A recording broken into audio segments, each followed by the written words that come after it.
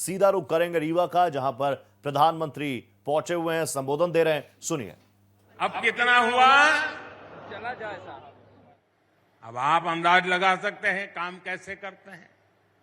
मैं आपको दो और उदाहरण देता हूं।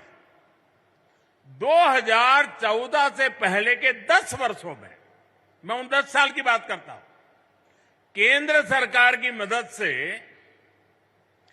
6000 के आसपास ही पंचायत भवन बनवाए गए थे। पूरे देश में करीब करीब 6000 पंचायत घर बने थे।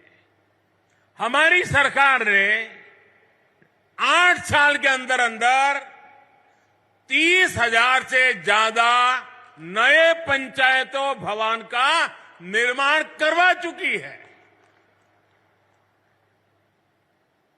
अब ये आंकड़ा भी बताएगा कि हम गांवों के लिए कितने समर्पित हैं।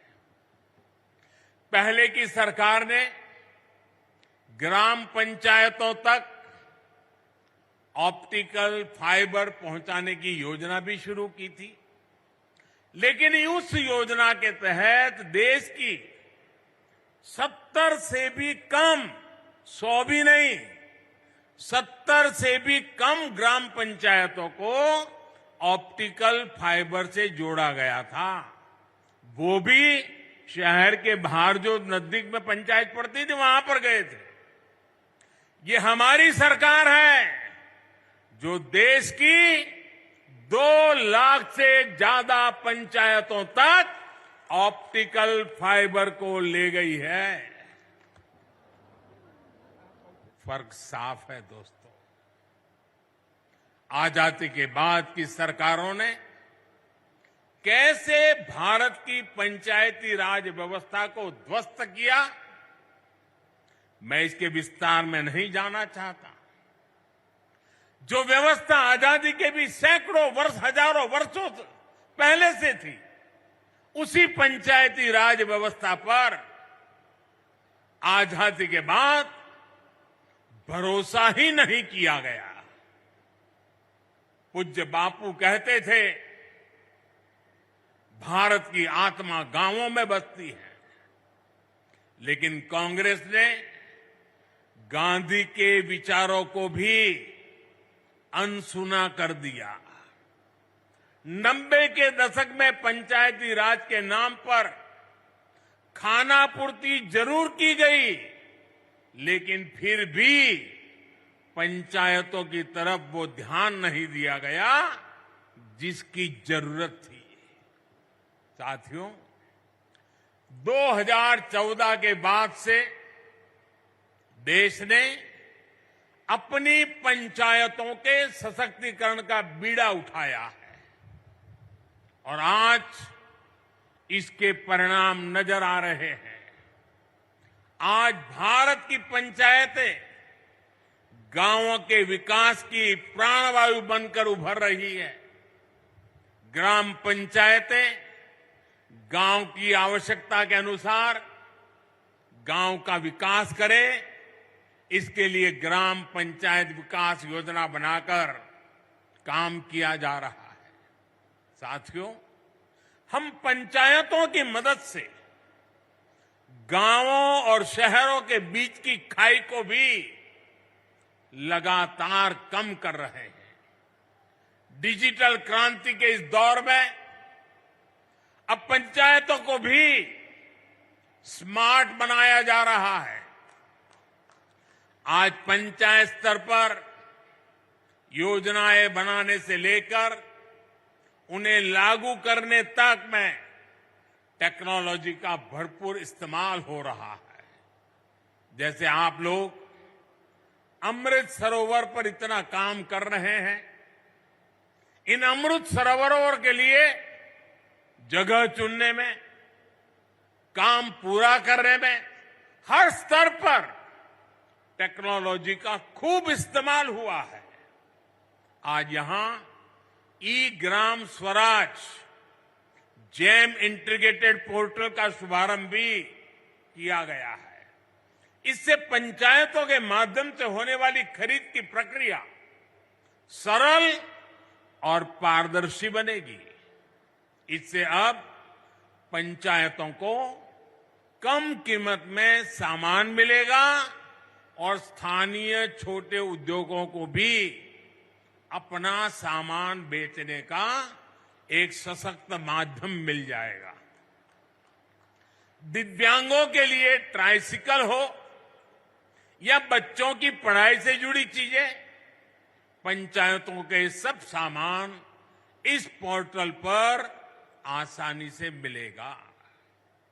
भाई और बहनों, आधुनिक टेक्नोलॉजी का एक और लाभ हम पीएम स्वामित्व योजना में भी देख रहे हैं। हमारे यहां गांव के घरों के प्रॉपर्टी के कागजों को लेकर बहुत उलझने रही है। इसके चलते भली भांति के वाद विवाद होते हैं, अवैध कब्जों की आशंका होती है। पीएम स्वामित्व योजना से अब ये सारी स्थितियां बदल रही है। आज गांव-गांव में ड्रोन टेक्नोलॉजी से सर्वे हो रहा है, मैप बन रहे हैं। इसके आधार पर बिना किसी भेदभाव के कानूनी दस्तावेज लोगों के हाथ में सौंपे जा रहे हैं। अभी तक देश भर में 75,000 गांवों में प्रॉपर्टी कार्ड देने का कार्य पूरा हो चुका है और मुझे खुशी है कि मध्य प्रदेश की सरकार इसमें बहुत बेहतरीन काम कर रही है। साथियों, मैं कई बार सोचता हूं कि छिंदवाड़ा के जिन लोगों पर आपने लंबे समय तक भरोसा किया, वो आपके विकास को लेकर, इस क्षेत्र के विकास को लेकर इतना उदासीन क्यों रहे? इसका जवाब कुछ राजनीतिक दलों की सोच में है। आजादी के बाद जिस दल ने सबसे ज्यादा समय तक सरकार चलाई, उसने ही हमारे गांवों का भरोसा तोड़ दिया। गांव में रहने वाले लोग, गांव के स्कूल, गांव की सड़कें, गांव की बिजली, गांव में भंडारण के स्थान, गांव की अर्थव्यवस्था, कांग्रेस शासन के दौरान सबको सरकारी प्राथमिकताओं में सबसे निचले पायदान पर रखा गया। भाई और बहनों, देश की आधी से ज्यादा आबादी जिन गांवों में रहती है, उन गांवों के साथ इस तरह सौतेला व्यवहार करके देश आगे नहीं बढ़ सकता। इसलिए 2014 के बाद जब आपने हमें सेवा का अवसर दिया, तो हम गांव की अर्थव्यवस्था को, गांव में सुविधाओं को, गांव के लोगों के हितों को सर्वोच्च प्राथमिकता में ले आए हैं। उज्ज्वला योजना के तहत जो 10 करोड़ गैस कनेक्शन मिले, वो गांव के लोगों को ही तो मिले हैं। हमारी सरकार में गरीबों के जो देश भर में 4.25 करोड़ से भी अधिक घर बने हैं, उसमें से 3 करोड़ से अधिक घर गांव में ही तो बने हैं। और इसमें भी बड़ी बात यह है कि इन ज्यादातर घरों में मालिकाना हक हमारी बहनों, बेटियों, माताओं का भी है। हमारे यहां एक ऐसी ट्रेडिशन चली, घर हो तो पुरुष के नाम पर, दुकान हो पुरुष के नाम पर, गाड़ी हो पुरुष के नाम पर, खेत हो पुरुष के नाम पर, महिलाओं के नाम पर कुछ होता ही नहीं था। हमने ये रिवाज बदला है और मालिकाना हक हमारी माताएं, बहनें, बेटियां बने। साथियों, भाजपा की सरकार ने देश की करोड़ों महिलाओं को घर की मालकिन बनाया है। और आप जानते हैं, आज के समय में पीएम आवास का हर घर लाख रुपए से भी ज्यादा कीमत का होता है। यानी भाजपा ने देश में करोड़ों दीदी को लखपति दीदी बनाया है। मैं इन सभी लखपति दीदियों को प्रणाम करता हूं। आप आशीर्वाद दीजिए कि देश में और कोटि कोटि दीदी भी लखपति बने, इसके लिए हम काम करते रहे। आज ही यहां 4 लाख लोगों का उनके अपने पक्के घर में गृह प्रवेश हुआ है। इसमें भी बहुत बड़ी संख्या में लखपति दीदी बन गई है। मैं सभी को बहुत बहुत बधाई देता हूं। साथियों, पीएम सौभाग्य योजना के तहत जिन 2.5 करोड़ घरों में बिजली पहुंची, उनमें से ज्यादातर गांव के ही घर हैं। गांव के रहने वाले मेरे भाई बहन हैं। गांव के लोगों के लिए हमारी सरकार ने हर घर जल योजना भी शुरू की है।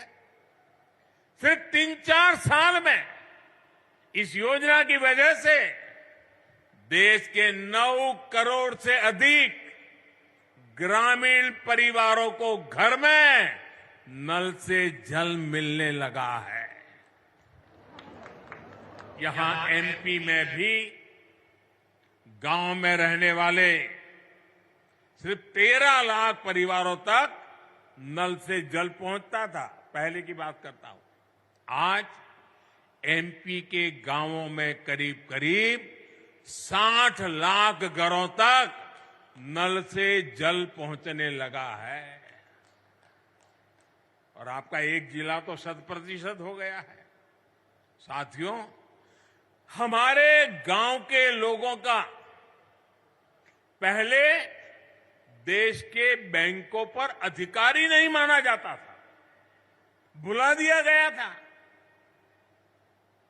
गांव के ज्यादातर लोगों के पास ना बैंक खाते होते थे और ना ही उन्हें बैंकों से सुविधा मिलती थी। बैंक खाता ना होने की वजह से सरकार जो पैसा गरीबों के लिए भेजती थी, वो भी बीच में ही लूट जाता था। हमारी सरकार ने इसे भी पूरी तरह बदल दिया है। हमने जनधन योजना चलाकर गांव के 40 करोड़ से ज्यादा लोगों के बैंक खाते खुलवाए। हमने इंडिया पोस्ट पेमेंट बैंक के माध्यम से पोस्ट ऑफिस का उपयोग करके गांवों तक बैंकों की पहुंच बढ़ाई। हमने लाखों बैंक मित्र बनाए, बैंक सखियों को प्रशिक्षित किया। आज इसका प्रभाव देश के हर गांव में नजर आ रहा है। देश के गांवों को जब बैंकों की ताकत मिली है, तो खेती किसानी से लेकर व्यापार कारोबार तक सब में गांव के लोगों की मदद हो रही है। साथियों, पहले की सरकारों ने भारत के गांवों के साथ एक और बड़ा अन्याय किया था। पहले की सरकारें गांव के लिए पैसे खर्च करने से बचती थी। गांव अपने आप में कोई वोट बैंक तो था ही नहीं।